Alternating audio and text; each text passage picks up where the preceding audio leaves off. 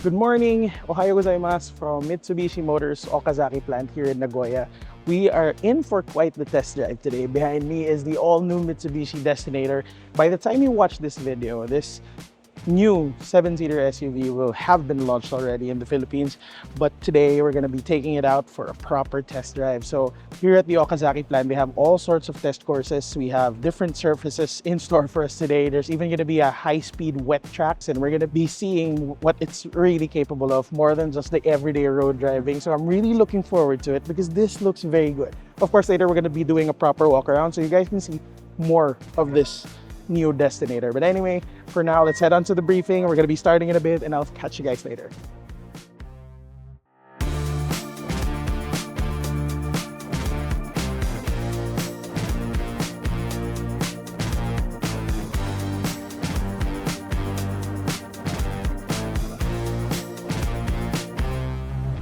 For now, we're going to be waiting, so I'm just going to give some of my first impressions. It feels very familiar. A lot of these I can remember from the XForce, especially the steering wheel. All of these are very Mitsubishi. Even this, the controls here, the XForce and the Triton even. We're now in a right-hand drive spec, just to be clear. This isn't, of course, what we're getting in the Philippines, but the specs are mostly the same. You have a digital instrument cluster, you have this large head unit over here, and feels nice here. You also have the Yamaha speakers. We won't be able to try that out today, but more specs later as we do the walk around. But for now, we're going to be waiting for our turn to go driving, and yeah, let's begin in a bit. There's little turbo lag. It's cool. That's what they were posting about earlier. Handles quite well. We're taking a corner a bit at speed. There's little body roll. So this is a bit of a rough part of the track. Yes. It's very quiet inside the car.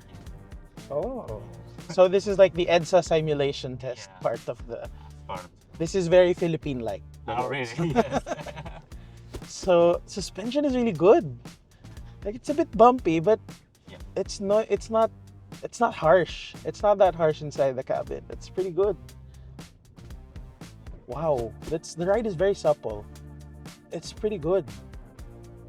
So interestingly, this has the same rear shock absorbers as the Montero Sport, so it's a big suspension. I like the ride. I'm very curious to see how this will perform in the Philippines, but they did say this suspension has been tuned for ASEAN, meaning for bad roads, not for Japan's properly paved highways. And true enough, it is quite comfortable inside. This is the high-speed road. Let's go.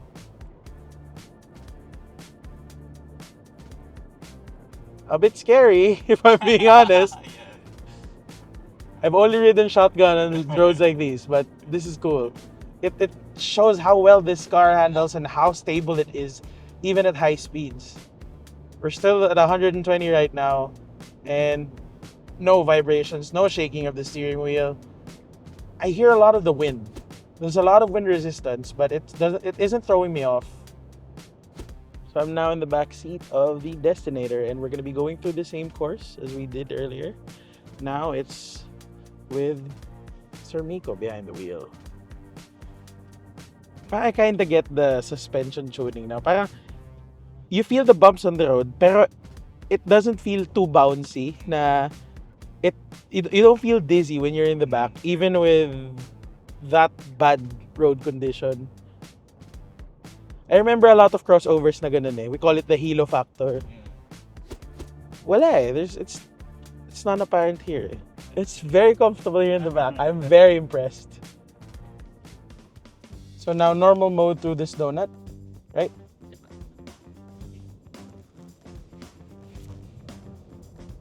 Yeah, there is a lot of understeering. Yeah. So that's traction control trying to fight me, right? So there is a lot of understeering. So I can switch to wet mode now. Yes. Okay. So now we're going to be switching to wet mode, and we're going to be seeing here on this display how the active yaw control is supporting our driving. So earlier we were in normal mode, and I was feeling a lot of understeer. We were going through about 40 kilometers per hour through this ring. Now we're going to be pushing it a bit harder. Yeah, immediately I feel the difference. Yeah, there's even some lift off oversteer now. But yeah, that's pretty impressive. That's how good the active yaw control of Mitsubishi works. So with wet mode on, you won't feel any instabilities when you're driving quickly through a flooded road like this. This is gonna be weird, but let's go. So yeah, you can even push it a bit further. 50. That's pretty impressive because of course you wouldn't be driving through a flood like that at speed like that, but you can't help it when accidents happen. You know, you don't see the road ahead of you and you don't see the puddle, you don't see the flood. If you accidentally drive through that at speed, wet mode will be helping you. So when it's rainy, switch it to wet mode all the time and you're gonna be fine. But, so this is a very steep incline.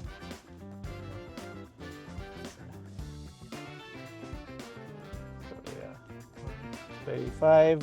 Earlier we were at 31. It was pretty crazy. I'm not about to do something as crazy as that. I never even thought the Destinator would go through something as difficult as this. Alright. You're scraping a bit, but that's still pretty good. That's pretty good. We're just driving through a course here. We're following an Evo 9, of all things. Oh, wow. It does behave very differently, man. You can throw it around, you can flick it around like this. For a vehicle that's pretty long, pretty large, this is a 7-seater, and we're able to do this. I could power more through the corners because there's just so much more grip in tarmac mode. It's amazing. It's the active yaw control working for you. Wow. Those drive modes aren't just for show. That's pretty good. Okay. So we're now driving the Destinator through the cross-country course. We already drove it in a different car from a different brand. We're not gonna say which one. But this is basically cross-country because different types of terrain, different types of road conditions, continuously changing. No smooth asphalt. Basically Philippine roads. So now let's try to push it a bit and catch up to the Destinator ahead of us. Because earlier, with a different car, we could not catch up because it felt like we were slipping all the time. But with the Destinator, we could. It's not just a tire thing. It's really engineering thing that's making the difference here. Still some sort of slippage when you power too much through the corner. A little bit of understeer over there, but easily corrected. Easily corrected. Thank active yaw control for that. We're done with the driving part, so now let's take a quick tour of the all-new Destinator. So as you can see, it follows the design of the XForce. It looks very similar. Clearly, it is a sibling, but a bigger one. You have T-shaped headlamps up front with horizontal slats. It's a very nice light signature. There's a black plastic panel in the middle, enclosing the Mitsubishi badge, silver panels on the sides for added accents, and contrasting gray trim underneath. That actually looks very rugged, looks bulky, and I like how it looks. It's not too loud, and it doesn't have that massive grille up front. It's just right, in my opinion.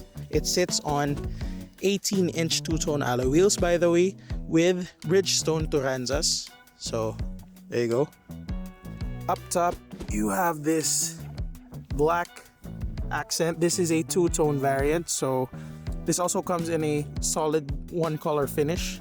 And on the back, you have this spoiler up top. You have matching taillights here, down below, and matching bumpers as well. So zoom out a bit for a better look. So there you go. I think it looks pretty good. I've actually liked the XForce. I've always liked how it looked, and this one follows a lot of that design. It's clean, it's not too busy, and it's quite balanced in terms of design. Now this one, it looks a bit smaller than it actually is, but it's 4.7 meters long, just slightly shorter than the Montero Sport. It is a 7-seater after all, and it has 214 millimeters of ground clearance. Now for context, the Montero Sport without the engine cover has 218 millimeters of ground clearance. This one has 244 without the engine cover. Now, they really tuned this, they really built this for the ASEAN market. It's flood ready, it's ready for imperfect roads like ours, and it's really targeted for our market. Now, before we head on inside, let's check out the engine bay. Under the hood of the all-new Destinator is a 4B40 1.5-liter turbocharged gasoline engine that you have in the Eclipse Cross. So this is a second-generation version. What they've done is they've used a water-cooled intercooler. So ultimately, that's just reduced or shortened the pipings, and it has improved throttle response by quite a lot. It's eliminated turbo lag, and that was apparent during our drive earlier. Step on the pedal, it just goes, and there's just no waiting time for that turbo to spool. It's actually quite impressive. This produces about 160 horsepower and 250 newton meters of torque, and torque comes in early, 2,500 to 4,000 RPM, while peak horsepower is about at 5,000 RPM. For context, the Xpander has a 1.5-liter naturally aspirated gasoline engine that puts out about 100 newton meters less and about 50 horsepower less. It's okay for like city driving, but when you're filled to the brim and you're driving on the highway, you're gonna feel the grunt of the engine when you're at speed. But for this one, earlier we were driving at about 100, even 100 plus kilometers per hour, and the revs were just at like 2,000 RPM, and it's a pretty impressive setup they have right here. It's mated to a CVT, which is interesting because the Xpander has a 4-speed automatic, but the XForce has a CVT, so you can see that the Destinator is going in that same direction. It's perfect for city driving. It's going to be more fuel efficient. It'll be smoother. Of course, on the highway, it won't behave like an automatic transmission, but it's still pretty good. I can tell you that it will still be pretty good. As for long drives, how it'll hold up, I'm not sure just quite yet, but I have no doubts this is going to be okay. We had no problems with the XForce when we drove it last year. I guess that's that. Let's go check out the inside. Alright, so we're now inside, and as you can see, there are a lot of familiar bits and pieces here. This is a parts bin special, and that's not actually a bad thing. This steering wheel, similar to what you have in the Triton and the XForce. This one, also the same. You have these buttons and levers and this digital display over here. That's, as I said, it's a good thing, because I like how they kept the physical buttons and knobs and not stuck with the new age digital displays with the touch screens and all that. You have USB-C and USB-A charging ports, 12-volt socket, and a small compartment underneath. Now for the displays, you have this. I hope you see it. This is an 8-inch digital instrument cluster that shows you a lot of different information options. Let's just breeze through it quickly. So there you go. Oh, it has no more fuel. This one, meanwhile, is a 12.3-inch infotainment system with a lot of display options. So right now we are in reliable mode. So you can see the active yaw control support counter, the one we were testing out earlier, and your traction control display. Just let's move around a bit more on the cabin. You have leather seats, good bolsters, really nice bolsters. You have a large panoramic sunroof up top. Let's just slide it open all the way back. You can also control this through the head unit. You have more leather bits on the door panels. You have a mix of hard plastics here and there as well. It's not extremely premium. And you also have gloss black plastic panels and silver trim, just in case I forgot to mention. And one more thing to note, you see these are Yamaha speakers. So like in the XForce, this has an 8-speaker Yamaha premium sound setup. We've yet to try that out. I'm really curious how it'll hold up. So yeah, let's head on to the back. Here in the second row, there's actually decent space. So I have this little leg room, but that's with the front row seat pushed all the way back. So if there's a 6-footer driving and you're a 5'5", 5'6" person like I am, you will still have this much leg room. So as you can see, there's a small pocket here for your phone, your wallet, some small belongings, and you have a tray on both sides. So it feels pretty sturdy. Comes with a cup holder, so if you're snacking on a road trip, you will have this. Just press it down, fold it. And meanwhile here, you have controls for your AC, fan speed, on and off switch, and that's it. You have USB-C and USB-A charging ports as well. You also have a USB-C and A charging port over here. You also have pockets on both sides, a cup holder, and a small pocket for your, again, phone and wallet. And that's about it. So let's check it out from the back of the vehicle. So the Destinator comes with a power tailgate, of course. And this is your trunk. We're gonna do a proper trunk space test here once it gets to the Philippines. So yeah, there you go. So you fold this down just by pulling that rope, and you open up this much storage space. We're not sure yet about the specs, but just to give you an idea, small pockets on both sides and compartments for your tools. Now let's try pulling the seats up. I just pull this over here. This is how much space you have. It's not bad. You can even fit a large piece of luggage here upright, probably 2 even. So yeah, let's close this up.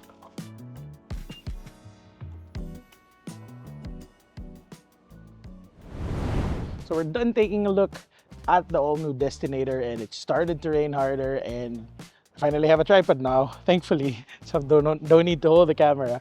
But we're also done with all of our driving courses today, and man, I have to say, this is a properly engineered vehicle.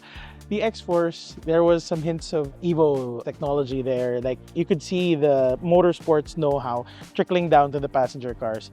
And it was nice and all, but this one is a whole other level. We tried tarmac mode, we tried gravel mode, and the way it changed the behavior and the driving dynamics of the vehicle with just a flick of a switch, it was amazing. It was freaking amazing. If only I could tell you the cars we compared it to. It was night and day. I guess that's it for our fun drive at Okazaki today, at the Okazaki plant today. By the time you watch this video, this will have been launched already, and you probably know the prices already. Now, at the moment, I don't know the exact pricing, but I do know the indicative pricing, and this is gonna make this one a very, very competitive offering in the market.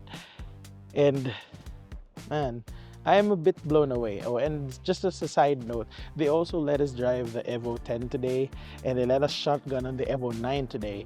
Not for anything, but just to show us how they still live on in the cars we drive today. We may just not know it, but yeah, they're still here, and it's pretty amazing. It's a pretty eye-opening drive what we had today. It's, man, I'm a bit at a loss for words, not just because I just drove an Evo, but because we were just able to see just how well this Destinator was built, just how properly engineered it is.